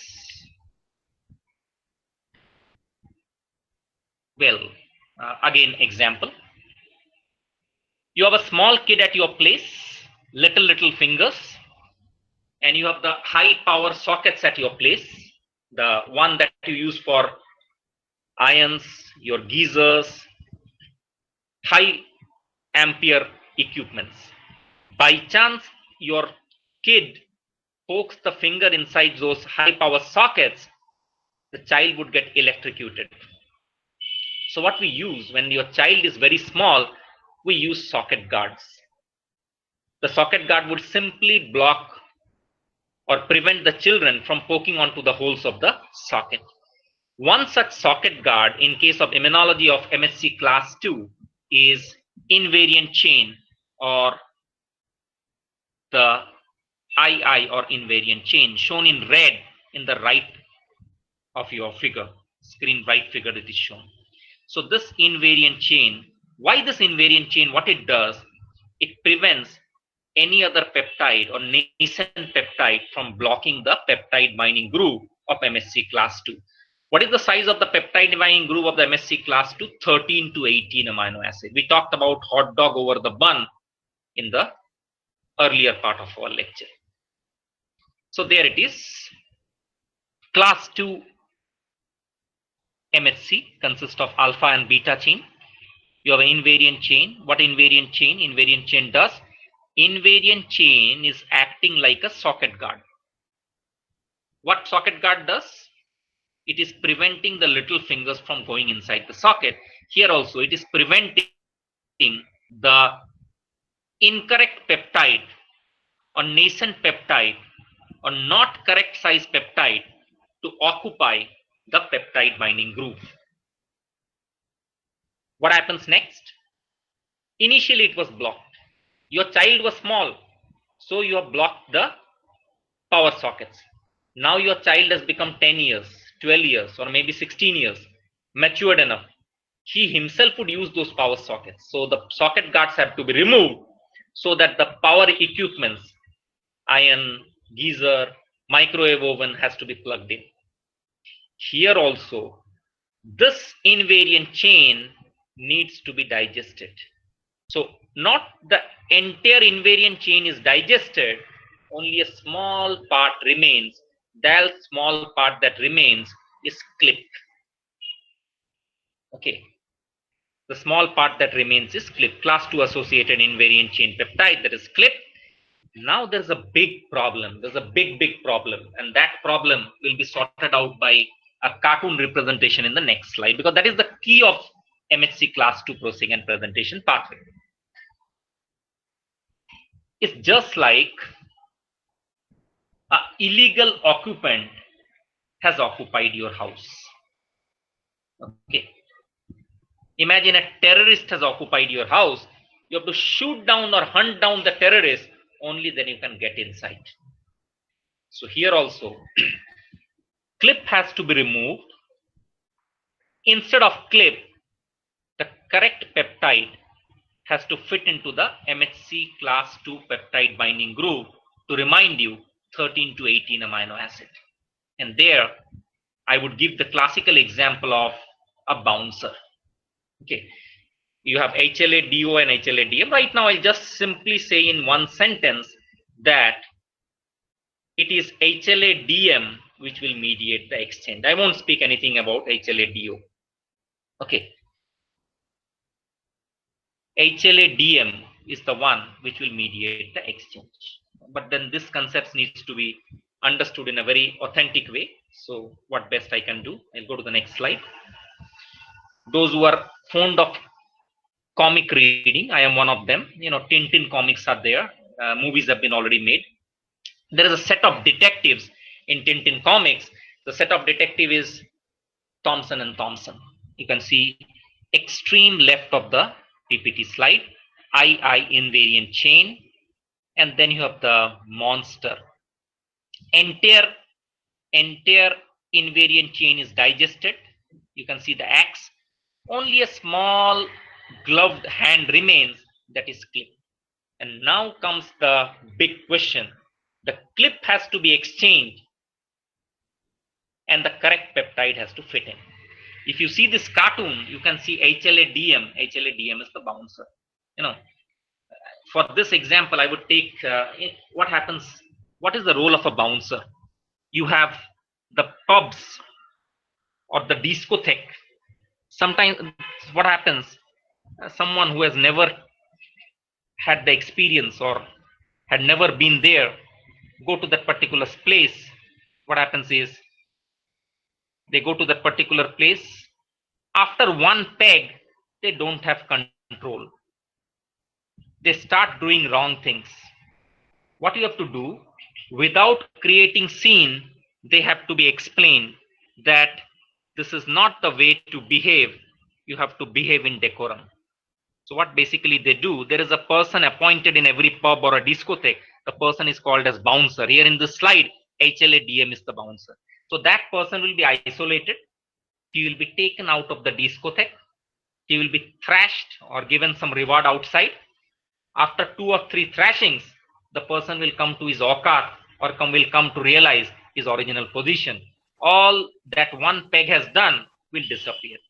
So here also HLA-DM will give help or mediate the exchange process. This mediation or exchange process is prevented by HLA-DO. What HLA-DO? HLA-DO is an encourager. What HLA-DO does? No, it is your house. भाई इतने सालों से आप वहां रहे हो, आपका ही मकान होना चाहिए, आप वहां से मत निकलो. It is your house. He is encouraging to do wrong things.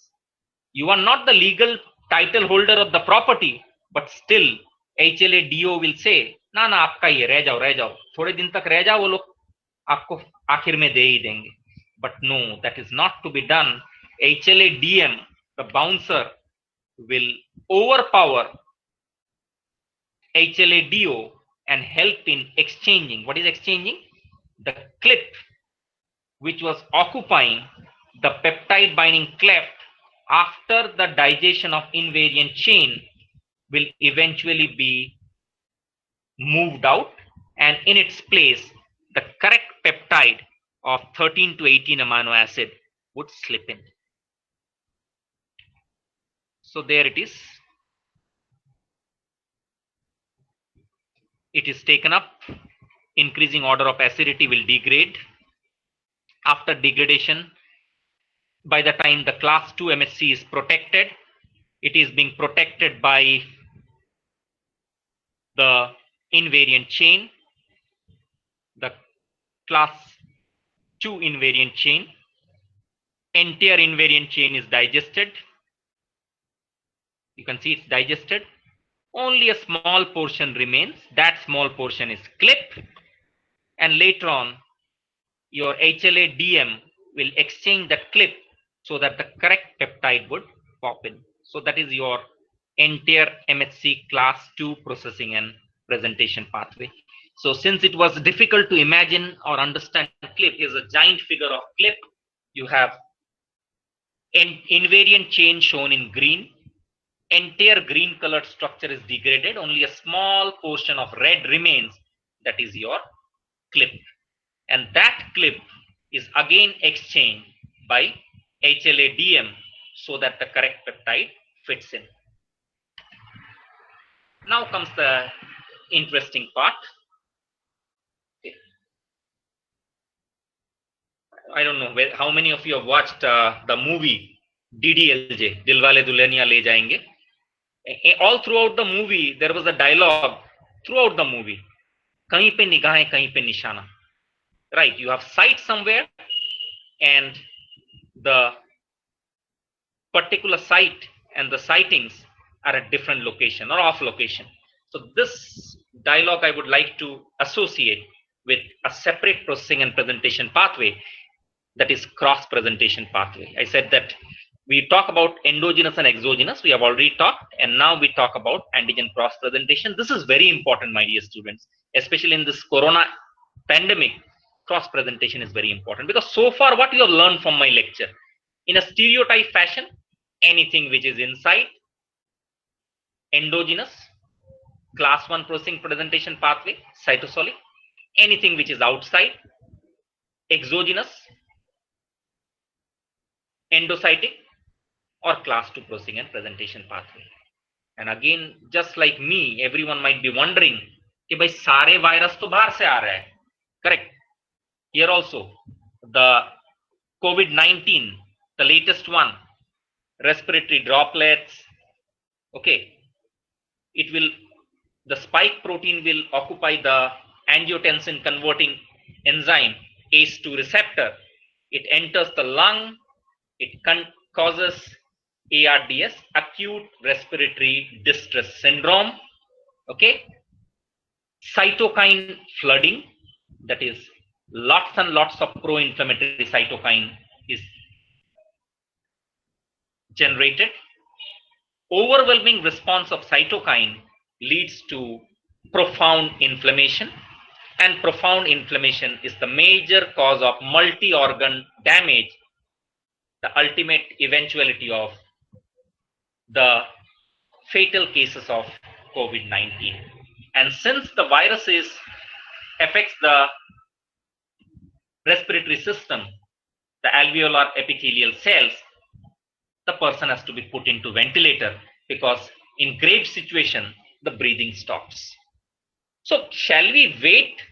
Does the immune system have to wait that anything which comes from outside should be always dealt in exogenous pathway?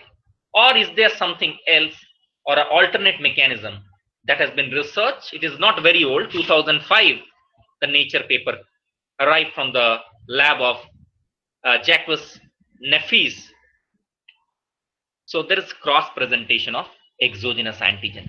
So exogenous antigen are redirected to the endogenous presentation pathway. This is what I talked earlier in analogous term as kahin pe nigahein, kahin pe nishana.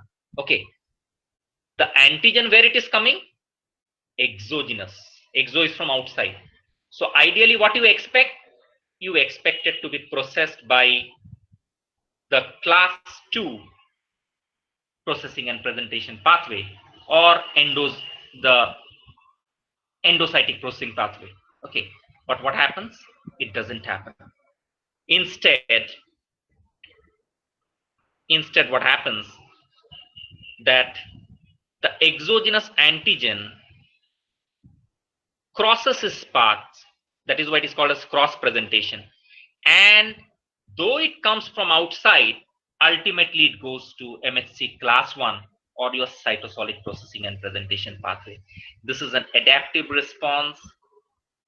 This is the latest one.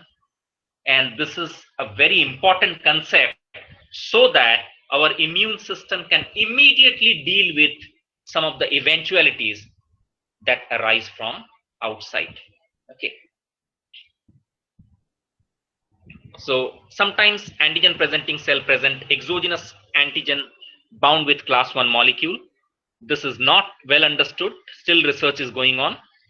They may provide a selective advantage. What selective advantage? Just now I talked that it would allow dendritic cell to phagocytose virus and present viral antigen with class 1.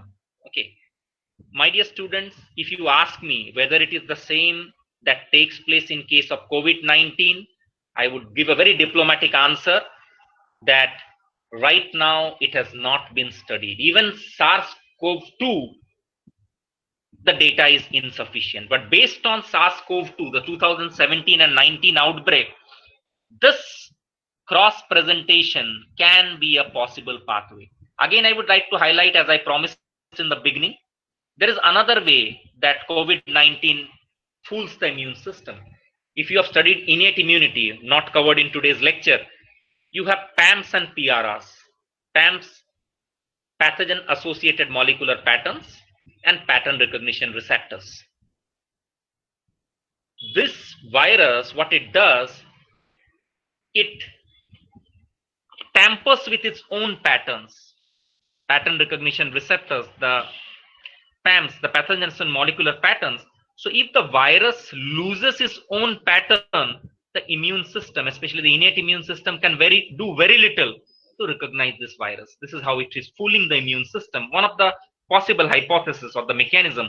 And another, as I said, is if at all it has to be processed and presented, it has to take the cross presentation pathway, again based on the findings of your SARS-CoV-2, not COVID-19. Right now, nothing is being known about the processing and presentation pathway of the current pandemic, that is COVID-19.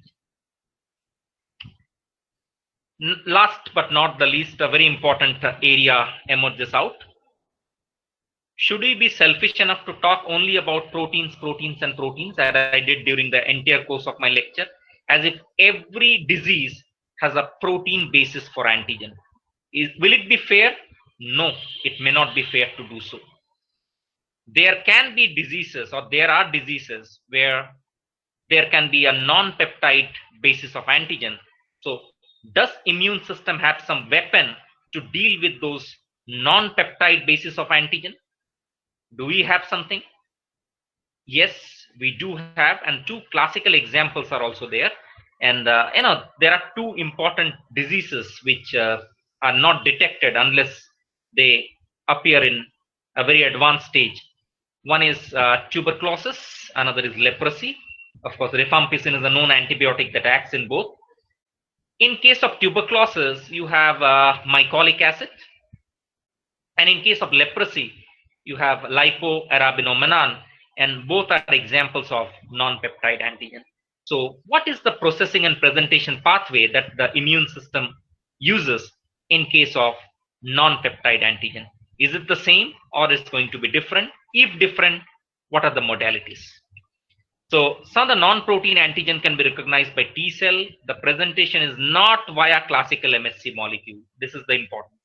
We neither use MHC class 1 nor we use MHC class 2 for this non-peptide antigen. So what's the next way out? There are the CD1 family of non-classical class 1 molecules that present lipids. There are 5 that we know in humans, and these are with very limited or little polymorphism. Most functions are similar to MSC. I said similar to MSC class 1, but neither it is MSC class 1 nor it is MSC class 2. So this is what is the diagrammatic overview. Let me give a flashback. MSC class 1, alpha 1, alpha 2, alpha 3, beta 2 microglobulin. The peptide binding cleft is 8 to 10 amino acids. MHC class 2,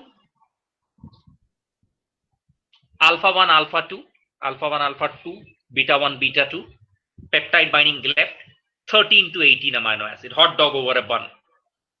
Now, when you talk about this CD1, or the one that process and present the non-peptide antigen, okay, the peptide binding cleft is of 12 to 22 amino acid size.